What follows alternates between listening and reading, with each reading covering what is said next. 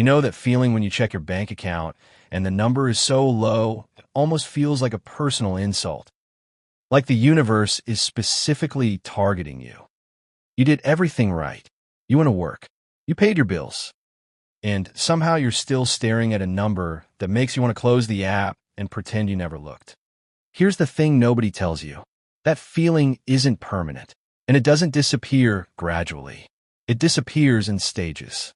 Specific, identifiable stages where your entire relationship with money shifts almost overnight. And today we're going to walk through every single one of them. From $0 to $1 million. Not the math, not the spreadsheets, the actual feeling.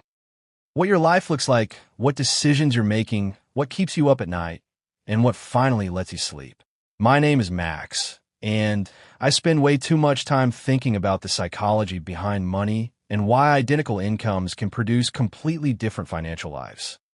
If you want to understand how wealth actually builds in real life instead of on a whiteboard, hit subscribe and let's get into it.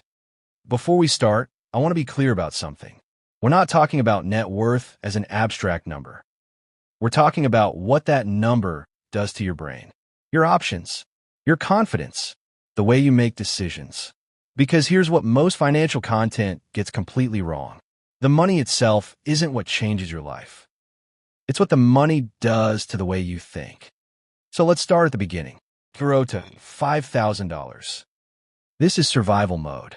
And if you've ever lived here, you know exactly what it feels like without me describing it. Every single financial decision carries weight, not just the big ones, the small ones too. Do I get the car washed or save the $12? Do I go to my friend's birthday dinner or make an excuse because $40 right now could mean the difference between making rent and not making rent? Your entire mental bandwidth is consumed by short-term math. There's no room to think about next year because next week feels uncertain. The cruelest part about this stage is that it's the hardest time to build momentum and the easiest time to lose it. One unexpected expense, a car repair, a medical bill, a week of missed hours at work, and you're back to zero, sometimes below it. People in this stage aren't bad with money. They're just operating without any margin for error. And without margin, every mistake is catastrophic. $5,000 to $20,000. This is where something starts to shift. It's subtle at first. You stop flinching every time your phone buzzes because it might be a bill notification. You stop doing mental math at the grocery store. You start to feel for the first time like you have a small buffer between you and disaster. Psychologists call this moving out of pure scarcity mode, and the research backs it up. Studies show that even a $2,000 emergency fund increases financial well-being by over 20%. Not because $2,000 solves anything long-term, but because it gives your brain permission to stop treating every day like a crisis. By the time you hit $15,000 to $20,000, something more significant happens. You start making better decisions at work. Not because you suddenly got smarter, but because you're no longer negotiating from desperation. You can push back a little. You can afford to say no to overtime you don't want. You can take a day to think about a job offer instead of accepting it on the spot because you need the money today. That buffer, small as it is, starts to quietly change your entire relationship with your career. $20,000 to $50,000. This is the stage most financial content completely skips over. And it might be the most important transition on this entire list. Because this is where the psychological shift stops being subtle and becomes undeniable. At $20,000, you have what I call walking away money. Not retirement money, not financial independence money. Just enough to walk away from something that isn't working and survive while you figure out what's next. That changes everything. You stop tolerating things you would have silently accepted before. The toxic manager, the dead-end role, the situation where you're clearly being underpaid and everyone knows it. Suddenly you have options. Not infinite options, but enough. And enough is transformative. By $50,000, the compounding math starts to become visible for the first time. If you have $50,000 invested earning 8% annually, that's $4,000 a year appearing in your account without you doing anything. $4,000 that you didn't earn through labor. For $1,000 that showed up because your money went to work instead of sitting still. It doesn't sound life-changing yet, but it's the beginning of something that will be. $50,000 to $150,000. This is the confidence stage, and it shows up in ways you wouldn't expect. You stop comparing yourself to people online as obsessively.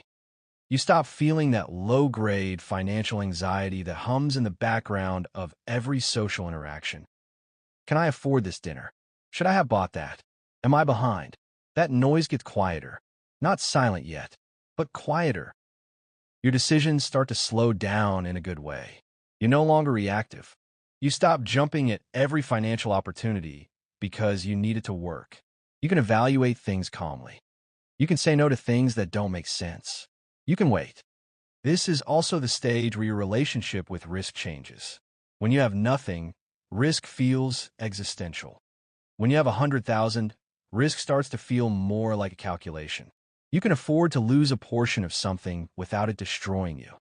That doesn't mean you take stupid risks. It means you can finally take intelligent ones. $150,000 to $500,000. Most people never make it here. Not because they can't earn enough, but because lifestyle inflation catches them somewhere along the way. Every raise gets absorbed. Every bonus gets spent. The income goes up, but the net worth stays flat. The people who do make it to this tier almost always share one thing. They got boring with money at some point. They stopped upgrading everything when their income grew. They kept driving the car that worked. They kept living in the place that was fine.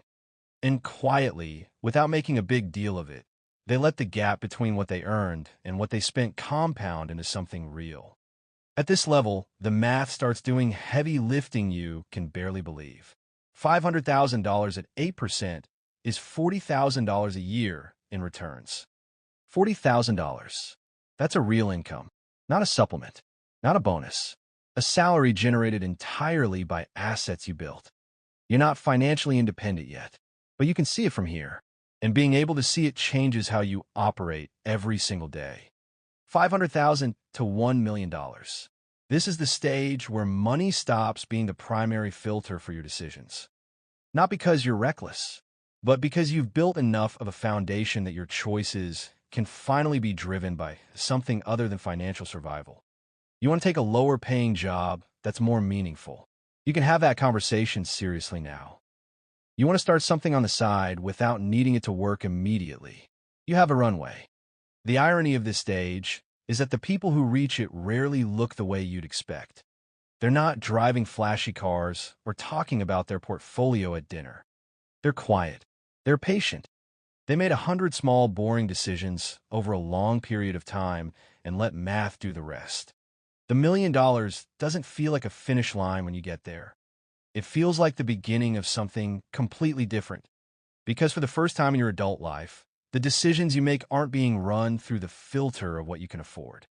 They're being run through the filter of what you actually want. And that is the real milestone. Not the number. The freedom to choose.